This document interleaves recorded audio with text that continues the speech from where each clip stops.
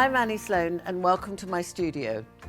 So I got four of these chairs. I think they're really, really lovely. They're quite a modern design.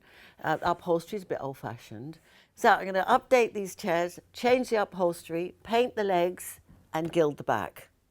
So this is one of four chairs.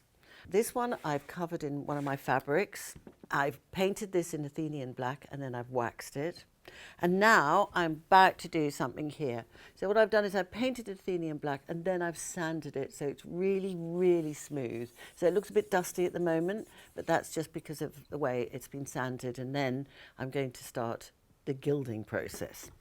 So I'm going to take that away. So these are the materials you'll need for gilding. You'll need some leaf, you'll need some gold size, and you'll need a brush. Nice flat brush. So here we have transfer. Transfer leaf comes on like a thin tissue. It's stuck on there and you've got a larger margin on one side, so it's really easy to hold. That's my aluminium one, or silver as you might call it. There's a copper one. That's it there, nice ready copper. And the one I'm going to use today, which is brass. So that's it there. So I work out how many sheets I'll need. Probably you'll need quite a few, sort of 1, 2, 3, 4, 5, 6. So always make certain you've got enough before you start. I'm going to put this down now. As I said, I've already sanded it, so it's very, very fine. There's no marks because anything that is underneath there will show through. So now I'm going to open this up and dip my brush in. I'm going to put my glasses on as well. So as I said, I'll need about 6 sheets for here. Each book has got 25 sheets in it, so as long as you've got enough, that's fine. Now, I've sanded it really, really well. I want to get rid of as many marks underneath, make it as smooth as possible. And then I'm going to start painting my size on. It will absorb well into this because it's chalk paint. And I don't want too many brush marks and I don't want to overbrush. So that now is drying, so you don't want to work back into that too much. So this is quite a large area to do. I haven't been very consistent. I haven't been very methodical, but that's okay. I've just seen some bits I missed. It's quite difficult to work because it absorbs in very quickly. And I don't want too many brush marks on it. And beware of getting little bubbles.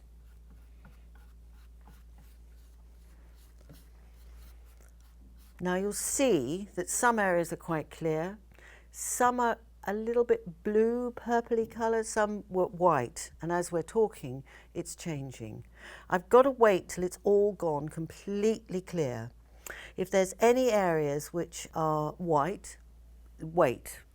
If you put the leaf onto this now, where it's white, it won't stick properly. While that's waiting, you need to put your brush into some water. So now we just wait for that to dry.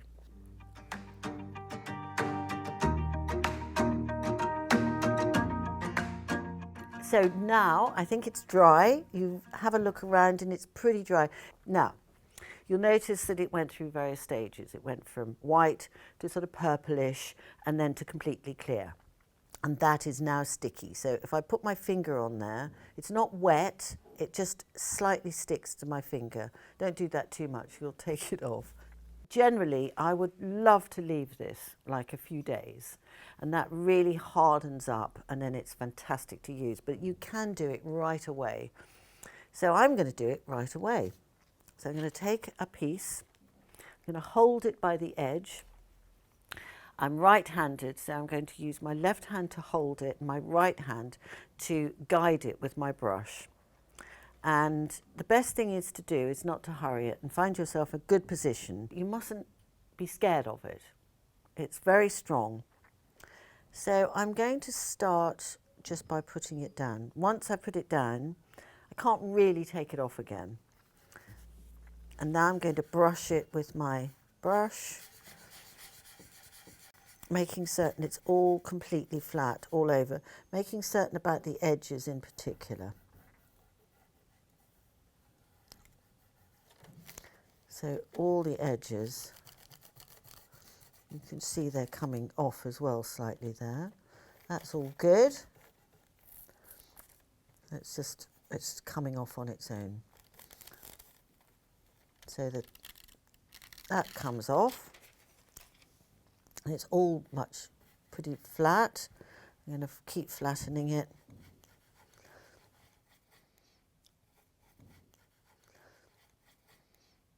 Now I'm not getting the size on my brush, so I'm just going to go to the edge there. And then these bits will just fall off. Be careful that you don't get them onto here, you don't want little bits. So now we go for the next piece.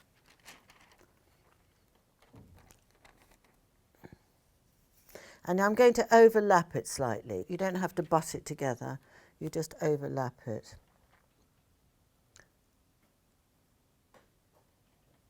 It doesn't have to be straight.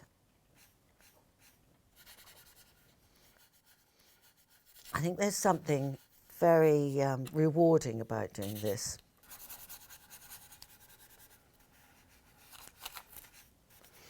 So take that off. And you'll see there, so it only sticks to where you've got size underneath it. And now I'm going to just rub that away.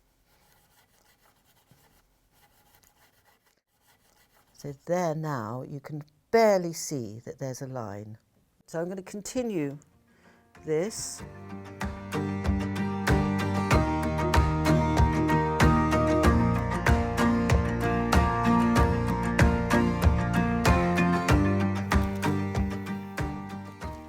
So you do waste a little bit, but that can be pulled off and used on other bits. I usually keep those.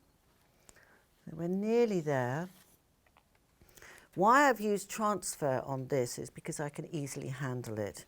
If I was to pick this up and try to put it onto there, it's likely that it might go a bit messy, and I want to keep the square look as much as I can.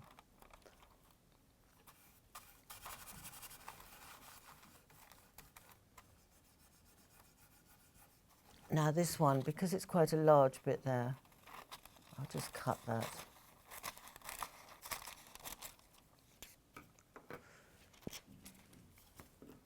So that's remained sticking on there.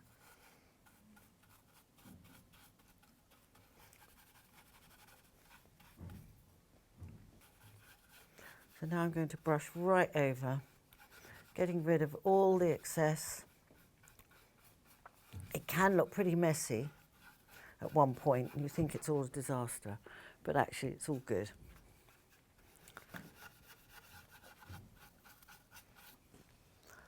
So I'll take it up.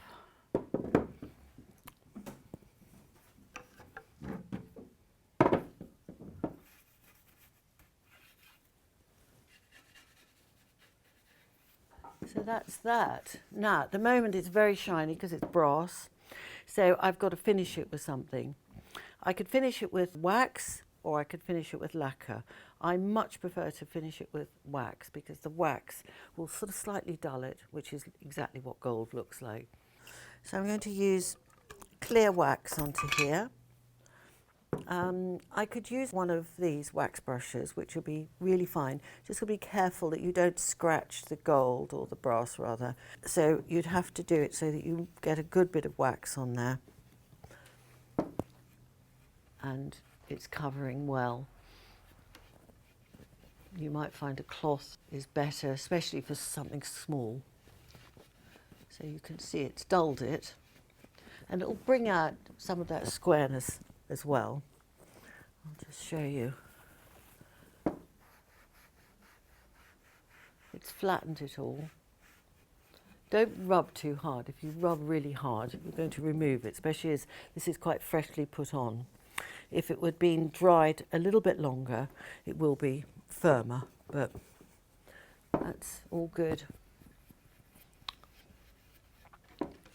So the reason I'm waxing it is not only to give it a really good gold look, but it's also because brass tarnishes, and over time it will start to go sort of darker browny colour, and it can even start discolour in quite ugly ways, or sometimes quite beautiful. But I would definitely do this to make certain it stays this colour. I'm not going to rub too hard. So that's it, the chair's done, a modern gilded look. I've got another chair and I'm going to do that very slightly differently, so watch out for that one.